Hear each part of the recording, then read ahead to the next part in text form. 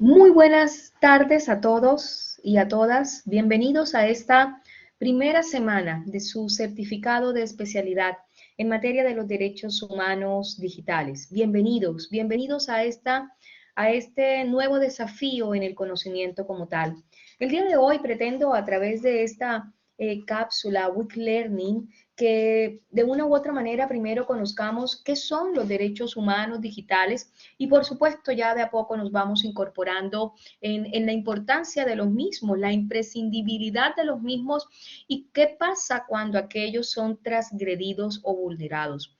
En la época o en la etapa actual en la que estamos, que es totalmente digitalizada, es necesario que el concepto legal se adapte para amparar y proteger derechos fundamentales y los derechos digitales están contemplados en estos derechos fundamentales. Por tanto, los derechos digitales siempre van a estar muy ligados a la libertad de expresión y a la privacidad de las personas.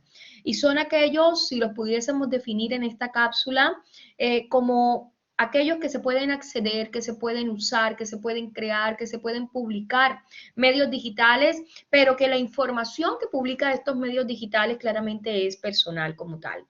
Y así también como se pueda acceder y utilizar los ordenadores, los computadores y otros dispositivos electrónicos en el cual nosotros contenemos o incorporamos información personal. Las tecnologías digitales están transformando la forma en que se ejercen y se protegen precisamente estos derechos y se vulneran en consecuencia. Entendiendo que aquellos derechos fundamentales como la libertad de expresión y el acceso a la información son cruciales y también están dando lugar a una suerte de cadena y reconocimiento de nuevos derechos. La ley, por tanto, debe y tiene que adaptarse a esta nueva era, a esta nueva era con el desarrollo de los derechos digitales y con el desarrollo de otro concepto, de la ciudadanía digital, permitiéndose, regulando el acceso a la información online de forma segura y transparente. Los avances tecnológicos claramente marcan la pauta, son constantes y traen consigo la necesidad de un nuevo marco de regulación. La hiperconectividad facilita, por supuesto, el 4G, 5G, este uso de datos con dispositivos en el Internet de las cosas. Entonces, el análisis con el Big Data o con el Edge Computing claramente para su procesamiento, hacen que de una u otra manera se dé la necesidad de regular ese tráfico de información, garantizando, por supuesto, los derechos de las personas como tal. Además, cuán necesario es hoy por hoy la evolución de ese marco legislativo y estos avances siempre van a estar invitando también al manejo de una ética digital que prevenga precisamente y que proteja la vulneración, la transgresión de estos derechos. Entonces, las consideraciones éticas son relevantes, como es el caso del testamento digital, por ejemplo, o como es el caso de la desconexión digital, o como es el caso de la privacidad, ¿ya? Entonces, los derechos digitales en el fondo les reconocen a las personas acceder, usar, crear y publicar medios digitales y el derecho de acceder a los ordenadores y dispositivos electrónicos de la manera correcta, de la forma correcta y en el marco del respeto de esos derechos como tal. En el entendido que la protección de datos en la era digital es totalmente crucial, porque debiésemos solicitar el consentimiento previo, que ese procesamiento de datos tenga una custodia, un cuidado, ¿no? Que se establezca un límite en el uso del procesamiento de la información que se toma que se toma o que da cuenta para las decisiones, sobre todo en el marco estatal. Y también hay que tener en cuenta que las personas cuya información se accede o se utiliza deben recibir una notificación que sus datos han sido totalmente expuestos, ¿no? De eso se trata, proteger los derechos humanos digitales, ese acceso a la información electrónica, ese derecho a la libertad de expresión, ese derecho fundamental que es acceder o que es estar en la era digital, hay que cuidarlo. Para ello, permítanme igualmente compartir un pequeño vídeo que les va a ilustrar a ustedes exactamente qué son los derechos humanos, y ustedes obviamente a partir de ahí incorporaremos en el transcurrir del módulo qué son exactamente los derechos humanos digitales como tal. Permítanme un momento,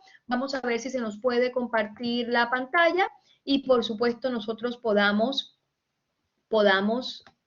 acceder. Vamos a ver.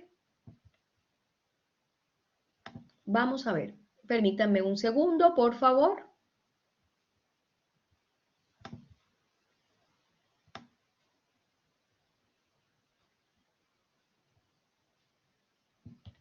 Parece que tenemos un pequeño inconveniente. Vamos a ver aquí.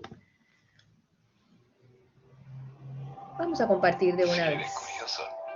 Puede que tengas la personalidad de un gato. Comprar tu vuelo en Despegar es fácil y rápido. Puedes encontrar muchas opciones de aerolíneas, horarios y ofertas. Paga en efectivo, transferencia bancaria o con tarjetas de crédito. Y aquí estamos. Con muchos bancos. Descarga. Aquí en el Internet Governance Forum los temas son de carácter transnacional. Es una agenda digital casi que para el mundo. Por eso queremos conversar ahora con María Paz Canales y aterrizar un poco el tema en la región.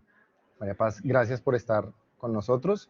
Tú eres directora ejecutiva de la ONG Derechos Digitales, que hace mucho trabajo de investigación en esta área particular. Uno de los temas, quizás, si no el más importante que se debate aquí, es básicamente la protección de los datos, ¿no? Con respecto al usuario. Yo creo, me corregirás, que en Latinoamérica muchos de los usuarios todavía no tenemos muy claro qué hacen con nuestros datos y que eso realmente puede ser un problema. Danos un panorama. ¿Cómo está la protección de los datos en Latinoamérica? Sí, bueno, en Latinoamérica crecientemente, como tú dices, ha habido ya más preocupación desde el punto de vista de los usuarios por entender mejor quién tiene sus datos, de qué manera se están utilizando los datos y cómo esa utilización de sus datos personales puede impactar en sus vidas cotidianas.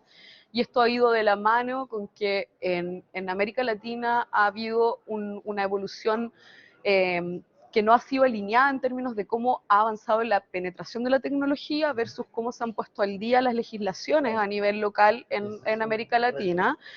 Porque claro, las tecnologías se han vuelto muy populares y hoy día la mayoría de la población tiene algún nivel de acceso a interactuar con tecnología, ya sea a través de los teléfonos inteligentes, el acceso a Internet, el fenómeno de las redes sociales en general.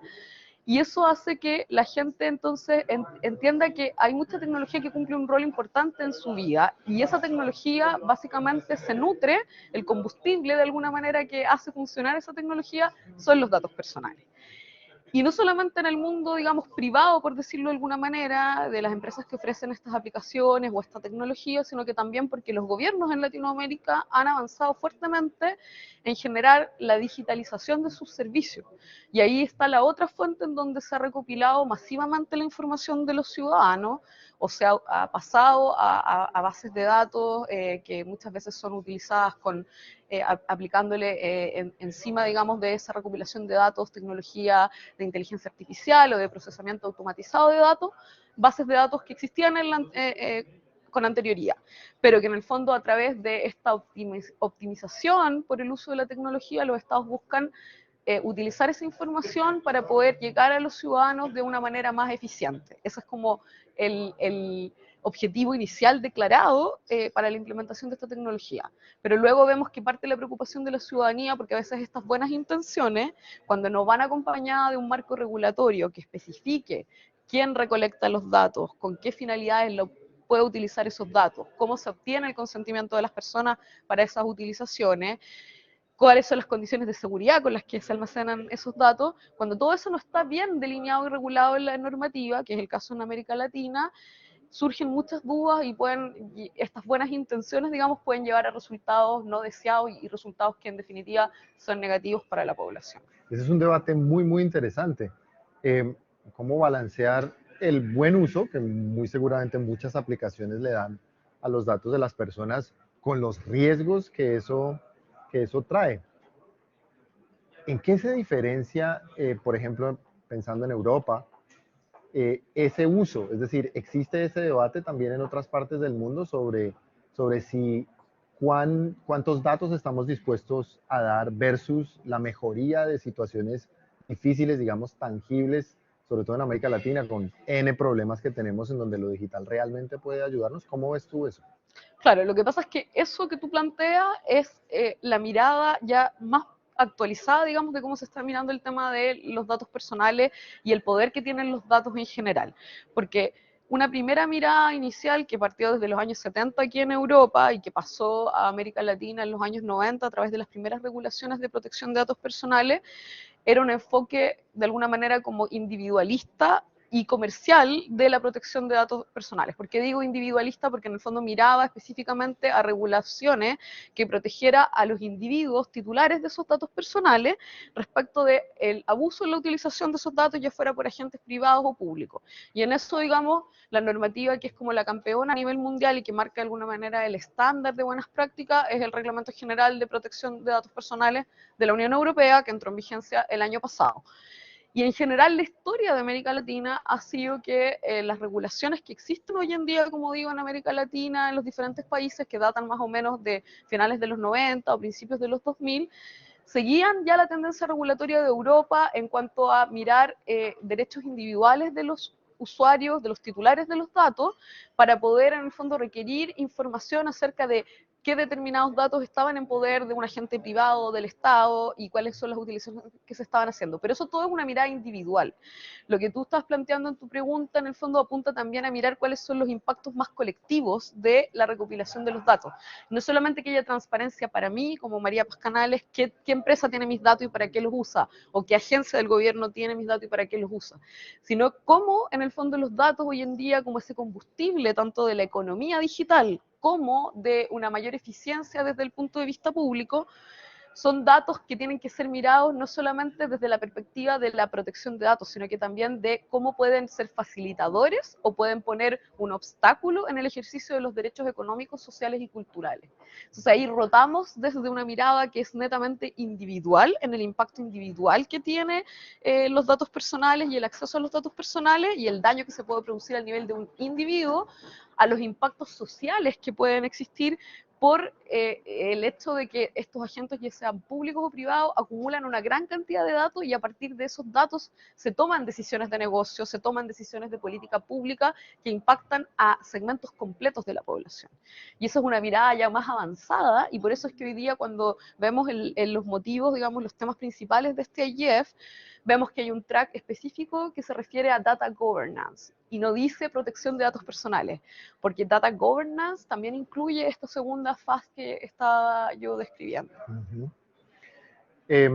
Estábamos mirando nosotros en Enlaces que nos gusta mucho enterarnos y sobre todo leer los estudios sobre el tema, particularmente uno de derechos digitales, donde varios gobiernos de la región, el chileno, por ejemplo, el mexicano, en Colombia, aceptan y reconocen que hay falencias en la legislación y el problema del vértigo con el que avanza la tecnología y lo difícil que es para los gobiernos ir detrás. En este momento, la evaluación general es, ¿están los gobiernos haciendo lo suficiente? ¿Qué falta? ¿Cuáles son los temas claves o críticos que no permiten la implementación o siquiera el debate sobre regulación y protección de datos? Bueno, la primera pregunta, la respuesta es simple. ¿Están haciendo lo suficiente? No, no están haciendo lo suficiente. Como yo mencionaba, varios de los países en América Latina tienen algún tipo de regulación en tema de protección de datos personales, que data, como decía, de finales de los 90 o de principios de los años 2000, pero que en general venían como en una ola anterior, venían siguiendo, por ejemplo, lo que había sido el desarrollo legislativo en Europa, pero también de esos años, digamos, o sea, hasta 20 años retrasada en lo que hoy día, por ejemplo, rige hoy día en Europa, que es el estándar, como yo mencionaba antes, más protector a nivel internacional. Entonces, varios de los países hoy día están en procesos en donde se están debatiendo reformas legislativas, es el caso en Argentina, es el caso en Chile, otros países que con anterioridad carecían absolutamente de legislación en temas de protección de datos personales y que el año pasado o este año por primera vez se pronunciaron acerca de la aprobación de leyes, como es el caso de Panamá o de Brasil, también siguen estando con problemas, porque aunque ellos tenían la oportunidad de mirar los más altos estándares que ya se habían desarrollado en otros países y en otras regiones como Europa, si la normativa de protección de datos personales no va acompañada también con una posibilidad de crear autoridades que tengan la capacidad y los recursos de poder fiscalizar el adecuado cumplimiento de la normativa, las normativas que pueden estar muy bien intencionadas y ser muy adecuadas, al final del día quedan como letra muerta, porque no hay una posibilidad de darle un seguimiento a su cumplimiento. Y en ese sentido es aún más, si hay un retraso en términos de la parte normativa por parte de los estados en América Latina, el retraso es aún mayor en el segundo punto, que es en el punto de que haya organismos que tengan la independencia y la capacidad suficiente para poder fiscalizar el efectivo cumplimiento de esa normativa. Y ahí hay dos naturalezas de problemas que se dan dependiendo de los países. Hay países en donde esas autoridades existen, pero no han sido dotadas de los recursos suficientes para poder ejercer su misión a cabalidad, o se les ha puesto varias competencias dentro de su ámbito de trabajo, lo cual dificulta, digamos, el que puedan tener una labor más activa, porque no tienen, digamos, las capacidades de hacerse cargo de tantos temas a la vez, y eso les genera una sobrecarga de trabajo. Pero también hay otros casos en donde, por ejemplo, en Brasil o en Chile, no existe a la fecha ningún tipo de autoridad que tenga esa competencia específica, lo cual genera una carga excesiva en términos de los usuarios, porque la única posibilidad de hacer un reclamo acerca del incumplimiento de estos derechos, generalmente que queda disponible en América Latina, es hacerlo a través del reclamo por las garantías constitucionales que están establecidas, en donde ya en muchas constituciones de la región también está contemplado el derecho a la protección de datos personales o el derecho a la privacidad, que sirve para enmarcar este tema también. Pero eso es un procedimiento judicial mucho más extendido y con un costo que hace finalmente que se desincentive el hecho de que las personas reclamen y busquen la protección de sus derechos. Ok, muy breve. Y bueno, jóvenes, voy a interrumpir obviamente la entrevista, que por lo demás los va a ubicar ustedes en un contexto enorme, enorme, absolutamente frente a lo que significan los derechos humanos digitales y a dónde más trascienden los derechos humanos digitales. María Paz Canales lo explicaba claramente, sobre todo desde el ámbito del manejo de los derechos humanos digitales, desde esa gobernanza digital necesaria y de todos los elementos que yo también primariamente les había comentado. Hasta aquí lo dejamos, nos vemos en una segunda cápsula, o mejor, un segundo Week Learning. Chao, chao.